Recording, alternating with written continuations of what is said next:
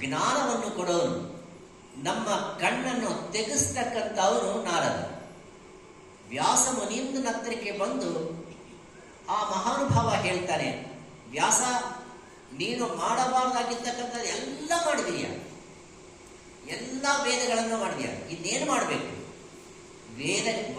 ವೇದಗಳನ್ನು ಸಂಸ್ಕರಿಸಿದೀಯ, ಪುರಾಣಗಳನ್ನು ಬರೆದಿದೆಯಾ, ಅನೇಕ ಗ್ರಂಥಗಳನ್ನು ಬರೆದಿದೆಯಾ, ಆದರೆ ಯಾವುದನ್ನು ಬರಿಬೇಕಾಗಿತ್ತೋ ಅದನ್ನು ಬರೆದಿಲ್ಲ.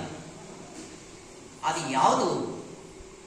ಯಾವುದು ಬರೆಯೋದರಿಂದ ನಿನಗೆ ಶಾಂತಿ ಬರುತ್ತೋ, ಯಾವುದು ಬರೋದರಿಂದ ಸಂಪೂರ್ಣತ್ವವು ಉಂಟಾಗುತ್ತೋ ಅಂತ ಭಾಗವತವನ್ನು ನೀನು ಬರೆದಿಲ್ಲ. ಆದ ಕಾರಣ ಬರಿ. ಇದೊಂದು ಸೂಚನೆ.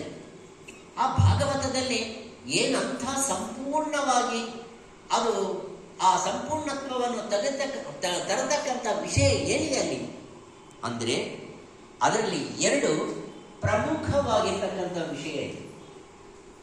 ಒಂದು, ಭಗವಂತನ ನಾನಾ ರಕವಾಗಿರ್ತಕ್ಕಂಥ ಅವತಾರಗಳ ಬಗ್ಗೆ ವಿವರಣೆ ಇದೆ. ಭಗವಂತ ಇಲ್ಲೇ ಇದ್ದಾನೆ, ಹಾಗೇ ಇದ್ದಾನೆ ಅಂತಂದು ಹೇಳೋಕೆ ಆಗೋದಿಲ್ಲ. ಎಲ್ಲ ರೂಪಗಳು ಅವನೇ, ಮತ್ತೆ ಯಾವ ರೂಪವೂ ಇಲ್ಲ ಇರ್ತಕ್ಕಂಥವು. ಆದ ಕಾರಣನೇ ವೇದ ಹೇಳುತ್ತೆ, ಸಾಕಾರವೂ ಅವನೇ, ನಿರಾಕಾರವೂ ಅವನೇ.